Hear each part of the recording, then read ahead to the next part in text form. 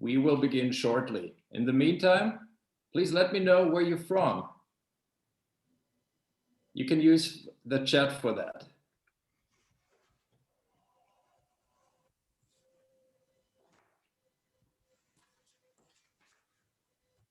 Oh, Ruben from the Netherlands, hello. Sarah from Zurich, Stephanie from Stuttgart, hello. John from Toronto, Ria from London, welcome. Martin from Munich, great having you.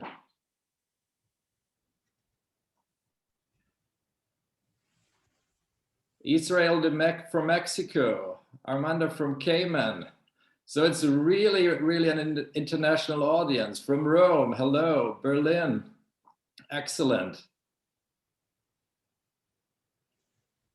Paris, Simonetti. Istanbul, Torga, hello. Leo from London and Dana, hello.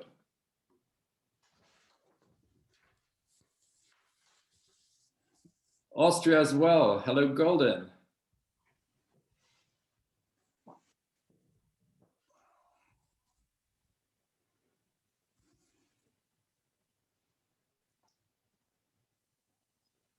And also a Swiss hello from Mexico, from Cello. Excellent.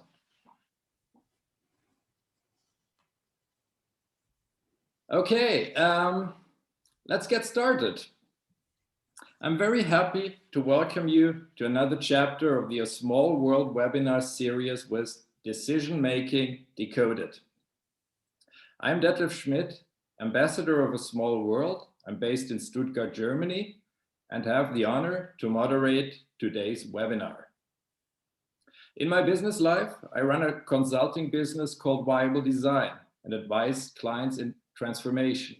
Of course, decision-making is always a key challenge to discuss. Let me first do a little level setting around today's topic. One of the key challenges we're all facing today is the growing number of options we have. There are a lot of reasons why there are so many options in today's world. Think of better access to education, more mobility, and of course, the huge information availability. When it comes to decision making, a lot of options can be both a benefit, but also a burden. To improve in decision making, it is essential for us to better understand the process behind. These insights are going to help us reach new clarity. This is what today's webinar is all about. Now I would like to introduce you to our guest speaker, Joseph Bikart. Joseph Bikart is an expert when it comes to decision making. As a founding partner and director of the international consulting firm Templar Advisors, he has been advising leaders over more than 20 years on communication and negotiation. His work with thousands of decision makers inspired him to create Decisiology, an innovative approach to executive consulting. In 2019, he published a book called The Art of Decision Making. It was around the time when I first met Joseph in Naples at a friend's birthday. As he's a very differentiated thinker with a great sense of humor, I am convinced that his insights are of great value for you. Let me also mention that Joseph is a lecturer at the London Business School and a popular keynote speaker. Before I hand over to Joseph, let me briefly explain today's agenda. In a presentation format, Joseph will share the essence about decision-making and how to make smarter choices in life. This will take around 20 minutes. Then we will continue to have a virtual fireside chat where I will interview Joseph. Please feel free and be encouraged to post your individual questions in the Q&A section during the webinar. Joseph will do his very best to find answers towards the end. Now, Joe, it's my personal pleasure to welcome you. We are all very excited and curious to get insight into decoding decision-making. The virtual stage is now yours. Detlef, thank you very much. It's indeed a great pleasure to be here with you today. Thanks for the invitation. And thanks also to Ellen Lang from ASMALLWORLD for hosting this event today with us. It's about 7:00 p.m. in London, and it's much later in some of the locations that you mentioned, Detlef. You talked about India and Russia, and I think there's people in Jordan as well, and even Mauritius. Makes me realize how much I miss traveling, especially over the last 12 months, of course. But you also told me before the event that this was, I think, one of your best attended events. So clearly the subject matters a lot to your membership. And I think it matters a lot to a lot of people.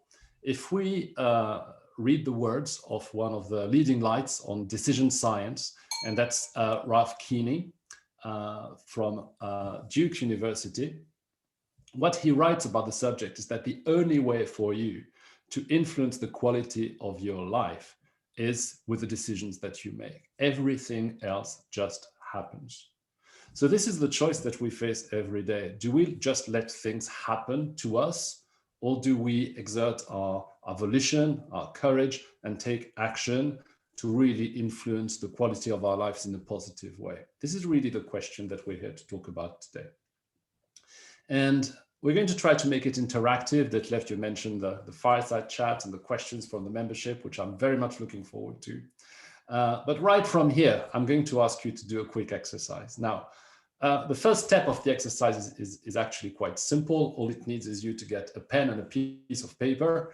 And by the way, this in itself is already a good way to start thinking about decisions. The moment you write a decision you struggle with, you're already helping yourself. You're already making it easier to focus on it.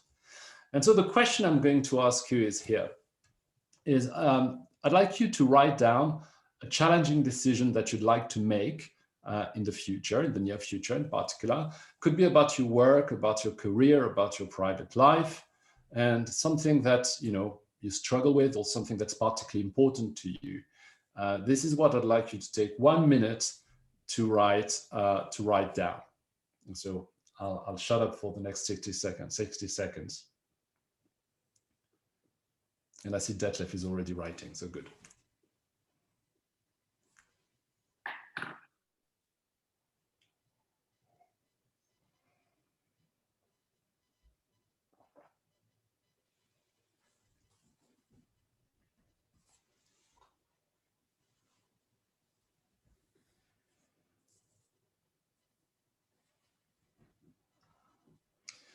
So assuming that you have identified already at least one decision that comes to mind, a decision that's challenging to you or that you're struggling with, what we're going to do in the rest of the session is really try to help you, or indeed try to give you the tools to help yourself. And these are the tools that I use in some of my coaching sessions when they are about decision making. So for that, we're going to need a blackboard. Here it is. And really the first question that we're going to answer, since remember the title of this session today is Decision Making Decoded, is there a code to decision making? Is there a formula? And in interest of time, since we don't have much time today, I'm going to say, yes, there is a formula, and here it is. Now, it looks a bit obscure. You don't need to be a genius at math. All it needs is a few additions and multiplications and one division. But that's what we're going to do. We're going to look at the 11 components of this decision-making formula and see how each of them in turn can help you improve the quality of your decisions. Right. So the first part of this equation, IN, stands for intentionality. And this is really the issue that I encounter with clients when they struggle with decisions. It's really the answer to the question, do you actually really want it? How much of you really wants it? And that's the fact. People struggle sometimes with a decision, for example, wanting to change job. and they say, look, I keep procrastinating about this. I know I need to do this. But then when you really ask them, how much of you wants it? Do you really want it? Then the answer is not as clear. So the first thing that can stop our decision making is the lack of intentionality. And let's remember that wishing for something to happen is very different from wanting for something to happen. So in these last 12 months of lockdown, look at London, for example, people have started looking at property sites, and sometimes in a manic way. And you hear people saying, God, I really wish I could get a place in the country or by the seaside. But then you ask them, but do you want it? And the answer is less clear. Often it's no, because they can't really deal with the hassle of having a second property and managing it from a distance. So that's the difference between wishing and wanting. And way back in the 4th century BC, Aristotle had a good take on this. What Aristotle wrote, that often when we struggle with decisions, and by the way, this is the book he was writing for his son, the advice he was giving to his son. He said, when we struggle with decisions, it's because different parts of us want different things.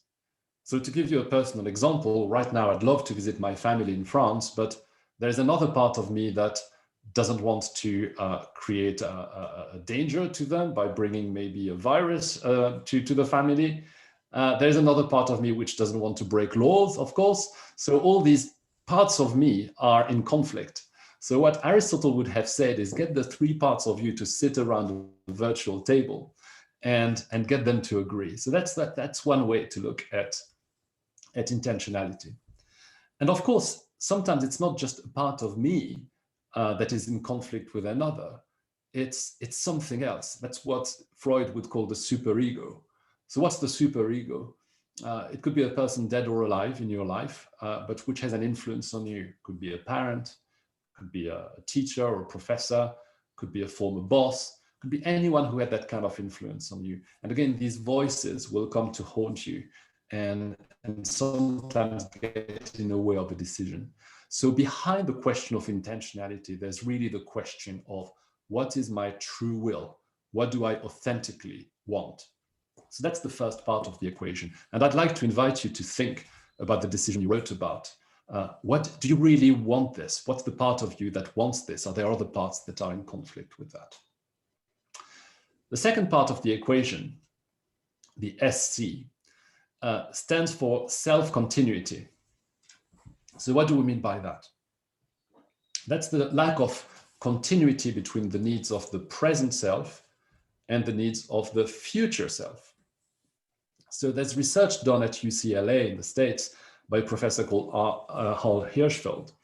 And what he discovered is that when people are put through an MRI, fMRI scanner, which tracks the flow of blood to different parts of the brain, and when people are asked to think about that simple question, think about yourself in the present. So it shows on the scan that one part of the brain lights up. And then they're asked, think about a complete stranger. And then another part of the brain will light up. But then when they're asked, now think of yourself in the future, you guess what's happening. The part of the brain that lights up is the same as when we think about a complete stranger. And that's what's meant by the lack of self-continuity. So how does that affect our decisions? Well, in a pretty simple way. An example of that is Warren Buffett, the famous financier, who himself says, sometimes I struggle with decision-making because exactly of that. And the solution he's found to that problem is known as the 10-10-10. So that's the 3 questions.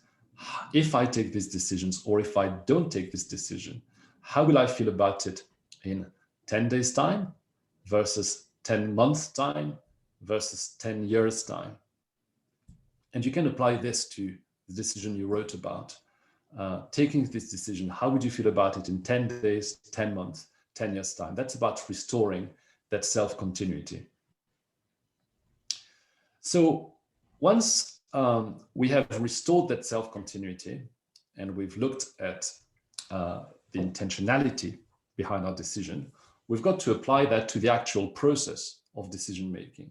That's what comes up as COSARC on this formula. So what we're going to do now is look at the steps we go through, or at least we should go through when we make a decision, and see how we can improve our decisions based on an understanding of this. So the first part is creativity. And I think a great problem with decision making is when we limit ourselves to a narrow range of choices, of options. So typically when we struggle, it's between option A and option B, but there's always an option C. So can we be creative? Can we actually come up with more options? So that's one way in which we make our decisions better.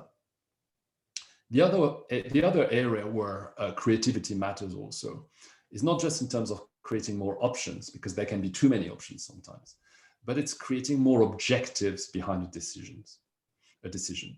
So for example, if Detlef wants to hire someone in his company, a director, for example, and thinks, okay, there's 3 objectives to this hiring. For example, it could be increase sales, could be increase our expertise, and could be bring some new blood to the company.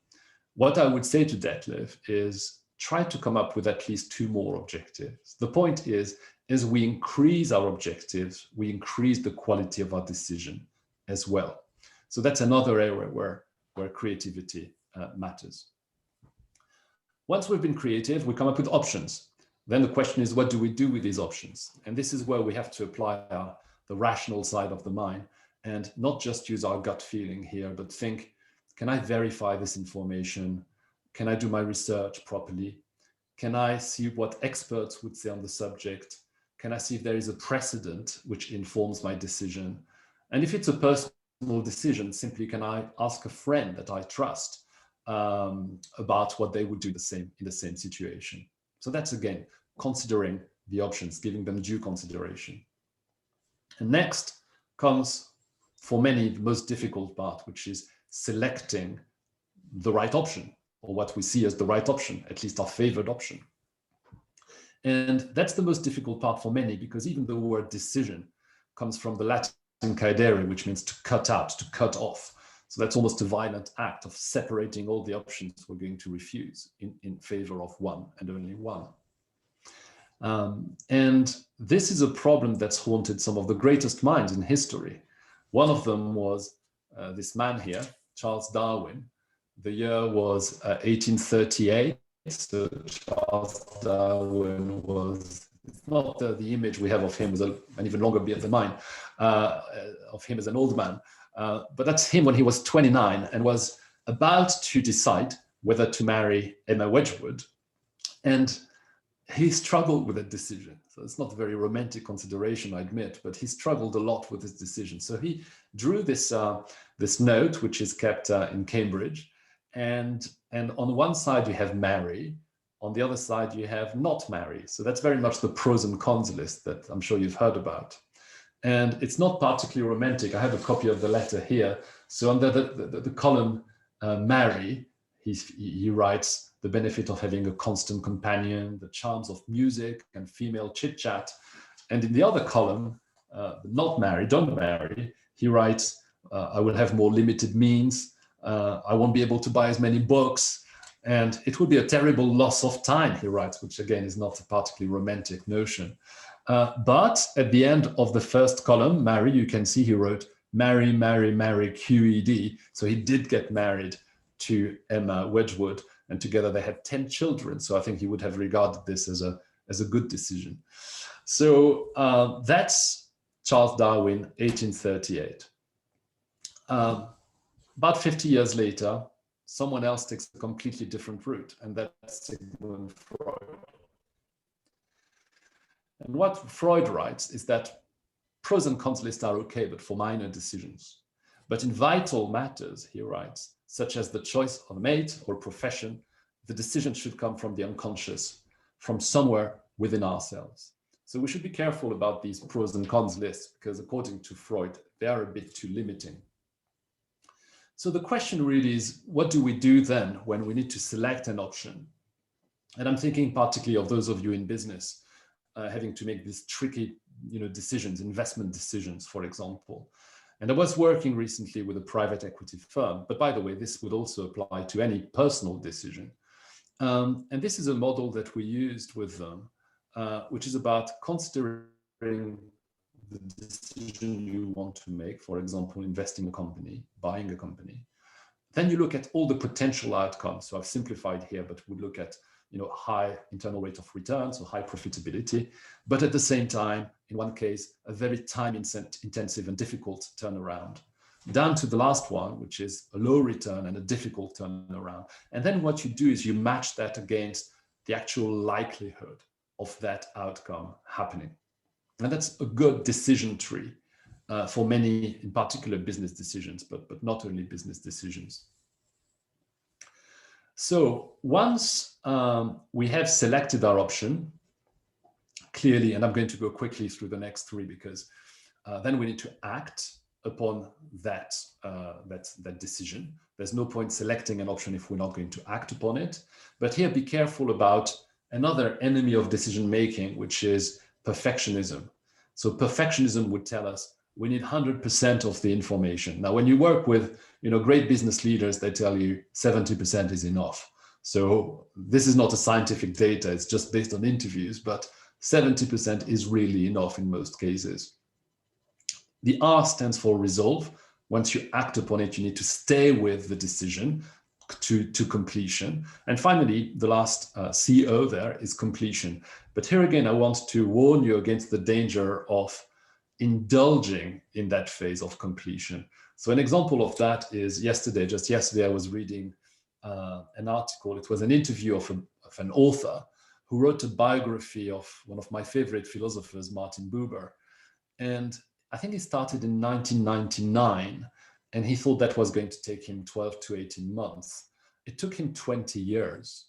And he was asked, how on earth would it take you 20 years to complete that task? And he said, well, you know what? After a couple of years, I was enjoying it so much that I kept doing it. So here you see the point of decision making is not just completion, but it's completion at what cost? And we need to be aware of when is the right time to complete and to close a decision.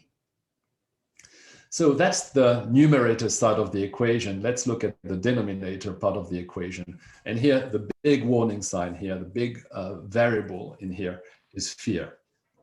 Now, you all know about the psychoanalyst Carl Jung. Carl Jung famously wrote that the spirit of evil, no less, the spirit of evil is the taming of our life force by fear. So that's how dangerous fear is in our lives, what negative and toxic presence it is in our lives. It tames our life force. It makes us smaller. It makes our ambition smaller. So that's why we should really fight fear as much as we can. And when you think of what the fear is about in decision making, it's actually not really a fear of the outcome. We hear a lot about fear of failure, but it's often about something else. And it's a fear about regrets. It's a fear of regretting making the wrong choice, for example. And what research shows here is that there's two types of regrets. They are known as errors of omission versus errors of commission. So what these mean is error of commission is regretting having done something, whereas error of omission is the opposite, is regretting not having done something. And what the research shows is that in the short term, what we fear the most is errors of commission, is doing the wrong thing, which is why we procrastinate and we don't do it and we don't act. But in the long term, it's exactly the opposite. What we regret the most is those moments of omission. It's the things we didn't do. So that's another angle we can use to reconsider our choices as we are about to make decisions, and really not fear so much the doing the wrong thing, because in the long term, it's the not doing something which we will regret the most. And finally, after fear, we've got these two last letters. So fear is compounded, is amplified. Oh, by the way, sorry, I forgot to mention, this is a student of Carl Jung who wrote something very powerful about fear. This is something many neurotic people do. They try to train themselves not to suffer by always anticipating suffering, but that is typically morbid and prevents you from living. So what Marie-Louise von Franz is saying here is something very, very powerful, is sometimes we're so afraid, our fear is so strong, of suffering as a result, for example, of doing the wrong thing, that we avoid that outcome by not doing anything. This is exactly the opposite of life. And then we live a smaller life. Or as Carl Jung put it, we tend to live in shoes too small for ourselves. So looking at the last two components, we've got D, which stands for distraction. And sometimes people use that as an excuse, of course. Look, I didn't do what I was supposed to do because too many things came up. So how do we keep focus on the things that really matter to us? That's something we can talk about later if you want. And also avoiding the great distraction of social media. And I should be careful when I say that on a social medium, of course. And the last letter, B, stands for bias, because there's lots of biases, cognitive biases we subject ourselves to when we're about to make a decision. So one of them, for example, is outcome bias. It's how we measure the success of a decision by its outcome. But of course, we shouldn't forget that a lot of the outcome can be down to luck and can be completely random. So it's much better to measure the outcome of a decision based on the process that was used. Was it the right process or not, rather than the outcome per se. Another type of bias we are subject to is known as confirmation bias. So that's when we tend to only seek and retain information which confirms our previous view. So that, of course, completely distorts reality. And another type of bias is overconfidence. So what research shows is that, for example, when we need to assess a figure and a range, we're always overly confident in the accuracy of the range we create. And the advice then is to double our range to make sure that we cover all the possibilities, including the right one, of course. So look, in the short time that we have, this is all I wanted to show you. Quickly go through these 11 variables of the equation of decision making. And I really look forward to this fireside chat and to answering your questions. Thank you. Joe, thank you so much for sharing your insights and advice to us. This is very helpful. And before we move to our fireside chat, I'd like to encourage you to post your questions in the Q&A section. So far, I haven't seen a question yet, but I think this will change. Joe, now let's get started with our fireside chat. Can I ask you a couple of questions? Of course. Okay. You mentioned earlier that fear is a big part of the equation of decision making. Do you have any advice how we can eliminate fear from our decisions? I mean, the thing which comes to mind immediately is a bottle of whiskey or a bottle of vodka, depending on which region of the world you're in, but that might not be the right approach, of course, scientifically. If I go back to the words of Carl Jung, he said, you know, there are things in life, some of the biggest issues we face, we cannot resolve, we can only overcome. And I think that fear is one of these things that we cannot completely get rid of fear. And actually a bit of fear, a bit of anxiety sometimes is a good thing. Otherwise we would be living very much reckless lives. But how do we overcome fear when fear becomes what Marie-Louise von Franz was referring to? And I think this is very much about not running away from fear, but on the contrary, trying to embrace fear and trying to understand what it says to us. I think every moment of fear has its own light and has its own revelation. So when you think of fear of decision-making, as I said before, for many people, there's this image of fear of failure. And what you realize when you spend time with them is it's not so much the fear of the actual action failing, but it's the fear of the confirmation that they are themselves a failure. And there's a deeper anxiety behind the fear related to the action they're taking. And that's what we need to work on. So that's true of this, that's true of the fear of making the wrong choice, that's true of all the types of fears that I've listed in the book, and how we can embrace that fear rather than running away from it. There's a live question coming in, and Alexandra is asking, procrastination comes from fear. Is that right? Well, if we go back to the equation, a big part of not deciding is indeed fear. And for many people, this would be the driving factor. Procrastination comes from a Latin word, crastinus, which means tomorrow. So procrastination means moving to tomorrow, a decision I could have made today. And another reason why people do that is the myth that procrastination makes your life easier. So I think I've got this really difficult thing to do. I'll do it tomorrow, and then I make my life easier today. But of course, I make my life twice as difficult because A, I've got to decide to postpone the decision to tomorrow, and then tomorrow I have to do it anyway. Mm-hmm.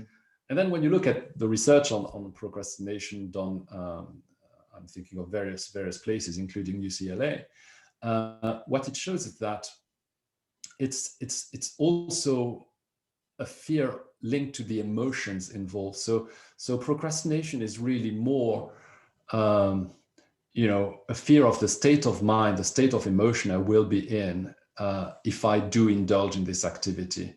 And what we postpone is the emotion rather than the actual action. So what we think about when we deal with procrastination is, what is it that's creating that emotion in that action that I have to perform? But completely agree with the person who asked the question, is fear is a big factor there. Okay, and Maris is asking, procrastination and distractions are good friends. How to break them apart, and what is behind their friendships? It's a fascinating subject. What's the friendship between distraction and procrastination? And I think there is a message behind distraction. So you think, what are the things that distract us today? And of course, in lockdown, there's plenty of sources of distraction. There's emails, there's, as I said, a small world, Facebook, all these apps. And I'm probably showing my age, as I think young people tend to use different apps anyway. But what are the distractions really saying to us? And when you think of people being constantly distracted by social media, what's obvious is what they need most is social interaction. And this is a very poor proxy for social interaction. So what I would suggest to people who are distracted by social media is call a friend. Make a point once a day to actually call a friend from 3:30 to 4 o'clock, maybe. Make that time. And I think what you will see is that will overcome the anxiety of lack of social interaction. And, let's look at another issue with lockdown and distraction. It's food. I mean, we all know that for many of us, not all of us, but for many of us, our waistlines have expanded during lockdown. And what's that distraction about? Well, food is nourishment. And there is a possibility that what we're seeking when we seek food is another form of nourishment, which could be intellectual, which could be emotional, which could be of a different nature. But what is it? What is the part of me, the part of my soul that needs nourishment today when I feel that urge to feed myself? So I agree. I mean, distraction and fear and procrastination are all related. But I'm really intrigued by the message below, the message beneath distraction. And then if I finish on that point, what's the practical advice? Well, there is a tool in management known as the Eisenhower matrix, which is very efficient. And what that says is, instead of doing a to-do list, which are typically inefficient, the long linear to-do lists, what you do is you split your page in 4 quadrants. One quadrant will say urgent and important. One will say urgent and non-important. One will say non-urgent and important, and so on and so forth. You get the idea. And what that does is it makes sure that every day your attention is drawn first thing in the morning on the things that are urgent and important, but that also you give a lot of your attention to the things that are important, even if they're not urgent. Otherwise, they get relegated behind all the menial tasks that we have to perform every day. Oh, sorry, long answer, but hope we did answer the question. Very good, thank you. Agenda questions to you. Is decision-making different for man versus woman? That's an important subject. And the answer is yes. Yes, decision-making is different for men and women, but not in the ways that we often suspect. So, for example, a lot of people, maybe most people, suspect that when under pressure, making decisions under pressure, women will be more emotional and men will, be cold-headed. And what the research shows is something completely different. Research shows that when men make decisions under pressure, they tend to be more likely to take risks. And the reason for that is they're more drawn to high rewards in that context, the prospect of high rewards. Whereas women have a different attitude under pressure. Women will be much more aware of risks, will be using their time. And if they look at rewards, they will look at the lower rewards, which are more likely to be guaranteed. So what does that mean? Should we trust women or should we trust men when making decisions under pressure? Well, my answer is really both together. This is really a call for more diverse teams because I think we need both points of view when making decisions. I'm not saying that one is better than the other. We need both, really. Excellent, thank you. You mentioned that the first step in decision process is creativity. Mm-hmm. How can people use more creativity in their decision making? Mm-hmm. Any ideas?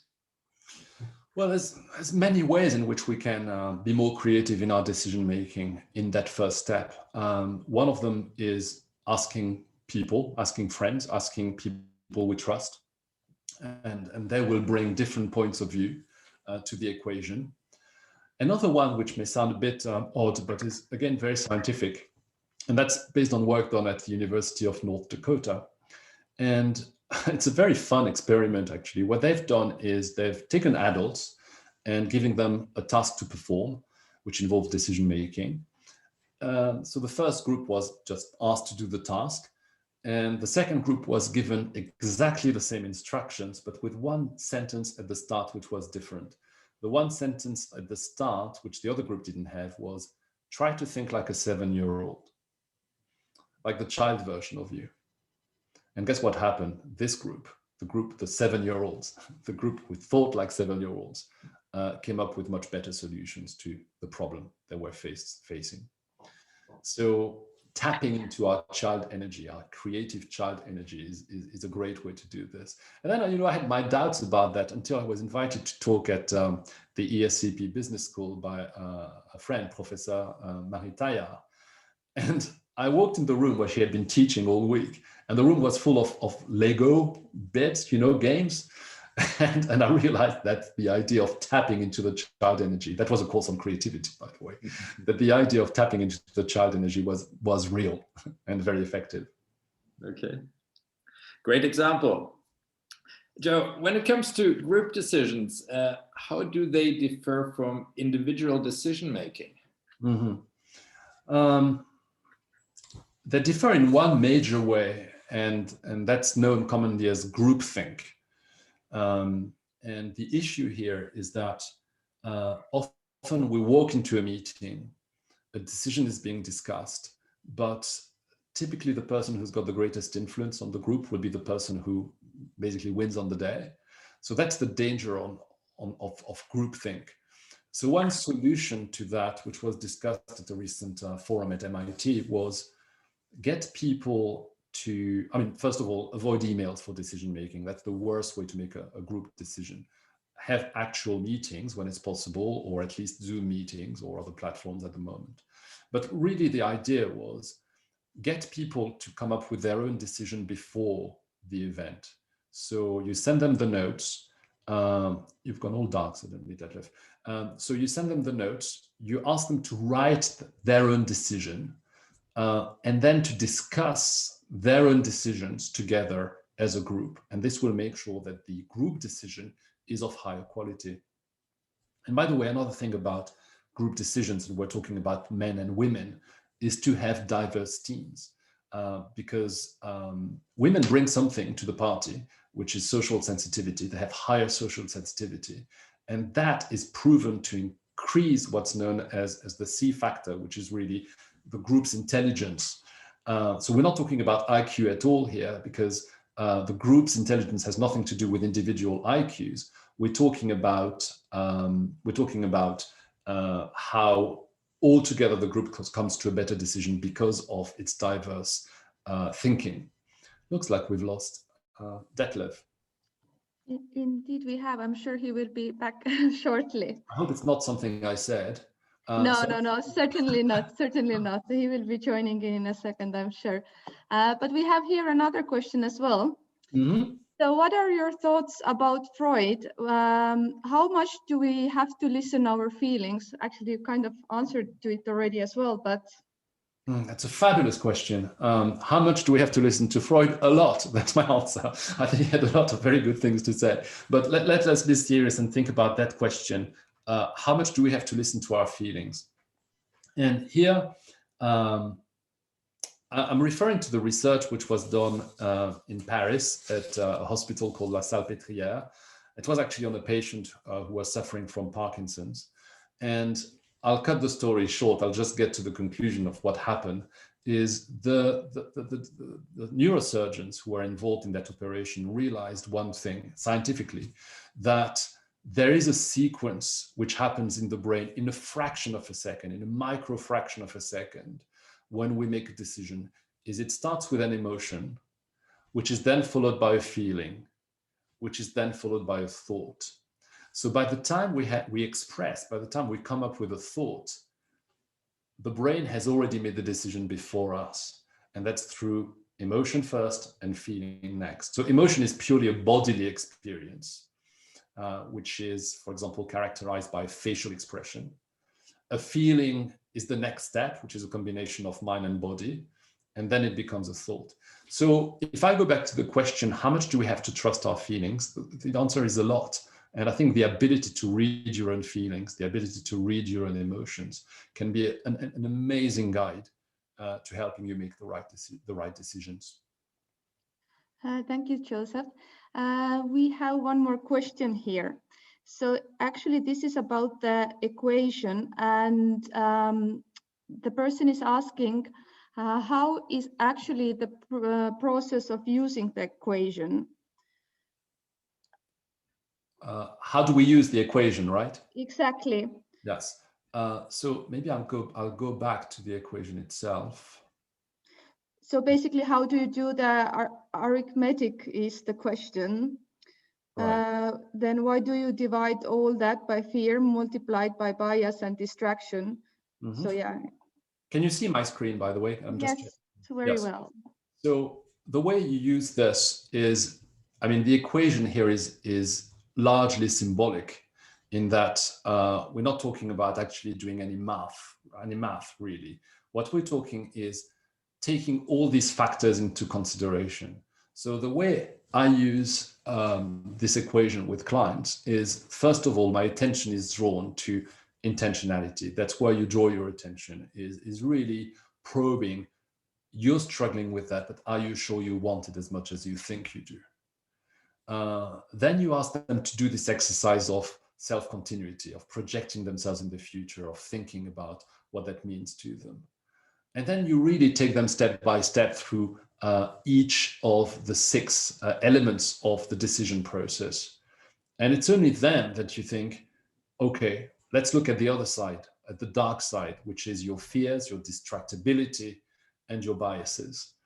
And that's really what we do. Is this equation is a way to draw your attention, and for those of you who are coaches, to draw your clients' attention to the things that are slowing down the decision process, hurting the decision process, and creating sometimes huge obstacles to people making the right decisions. So it is not a mathematical equation in that respect, but it is a guide to helping people and helping yourselves make the right decisions, if this makes sense. Perfect, thank you, Joseph. So one more question here from Ruben. How far can data enhance our ability to make the decisions? How far can we enhance our ability? Yeah. It's a really interesting point, because I'm looking at the work of a lot of researchers and professors of decision science, and a lot of them say that what drew them to the field, and I suppose I'm one of them, is precisely procrastination. It's precisely trying to break their own procrastination. So you don't have here, professors who become professors because they're the greatest in the world at decision making, but you have people who often come into the field because they have to resolve their own issues, and I think that's quite a humbling consideration. And I think it's the answer to your question is, with the right attention, with the right attending to our own struggles, our own difficulties with decision making, we can all improve our ability to make the right decisions, and to make these in the right amount of time as well. So it's both a question of quality of decisions and efficiency of decision making. Perfect. Thank you, Joe. I will give back the word to Detlef now. I see he's here. Great. Thank you. Well, I have a major problem because I have a blackout in my apartment building, and I'm now like working with a candle and a light with an accu. So well, this sounds like a very creative decision, Detlef. I salute you for that. Thank you. So I was not following how the question in the Q&A get answered, but I have a question here on my list that I would like to get an answer to. Please. What is the role of intuition in decision making? Is there such a thing as a gut feeling? Mm-hmm. And you'll be glad to know we just answered that question. Very good. So maybe in the interest of time, I don't know if there are any more. Yeah, so we managed to ask from Joe all the questions in the Q&A section. Perhaps Detlef, you have some more, or? Okay. Well, partly were already answered, but how can we limit distraction and be more focused on implementing our decisions? And we did cover this to a point, but I'm going to add one thing to that question. The answer to that question is, it's really try to introduce facility, to introduce ease in the way you deal with decision making. So I'm going to take an example. A lot of people have taken up running in the middle of this lockdown. And for some people, it's still a struggle, every morning or every other morning, do I really want it? Do I really want to do it? And there are many distractions around. One of them is breakfast, of course. So how can you make this easier? And for example, that would mean if you get your trainers, your t-shirts, your shorts, everything organized by your bathroom door so that it's ready there for you in the morning, you're way more likely to decide to do the thing you wanted to do in the first place. So this is just an image, but I think it's something we can think about in terms of procrastination and decision making in general,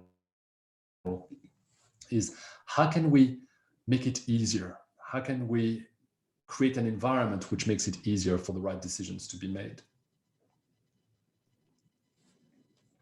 Very good. There's one more question in the box there. If we don't feel right about the I and S, can we say that the answer is no? Okay, great. So if we don't feel right about intentionality, for example, or self-continuity, can we say that the answer is no? So let me close that box.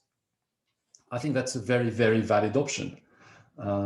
If you're struggling with a decision, for example, changing job, and when you ask yourself or someone asks you about your true intentionality, and you realize that maybe the reason you really, or you thought you wanted to change job is probably, an outside force, what we call the superego, or it's only one part of you that wants it, but the others probably don't. And that overall, you're quite happy where you are. I would say, yeah, probably the right answer is no. But it's really important to keep these thoughts alive because the answer may be no today, but could be yes in 6 months' time. So, we are human beings. We also evolve and we change. I mean, I have an example in mind. And that's someone I know who was quite unhappy in her work as an accountant, and she went on a one-year sabbatical to think about, you know, what would be the best career choice for her, and define that career choice, and hired a consultant to get to define the best career choice. And then the conclusion of that 1 year was, I think the best job for you is being an accountant. And she went back to accounting and was very happy. But that's where the question about intentionality is so important. Is we can save a year, we can save a lot of time when we ask ourselves the right questions. Mm-hmm. Okay. Is there maybe one last question in the Q&A? Unfortunately, I cannot read it because I'm accessing like the webinar now from my mobile. No worries. At the moment, we have answered to all of the questions. Okay. So if I look at the time, I think it's also like, yeah, very unfortunately, this webinar comes to an end now. Thank you so much, Joe, for taking the time to share your insights with us. It has been a great experience and also a great learning. Thank you so much. Also, a special thanks goes out to Alan Lang from A Small World for making this event possible. If you're curious to learn more, I can highly recommend Joseph's book. A special discount code will be shared right now in the chat and after the webinar with all the participants. If you want to get more insights, coaching might be an option for you. So please contact Joe directly for coaching opportunities. Well, and thank you all for attending today's webinar on decision making. It has been a big fun having you as guests tonight.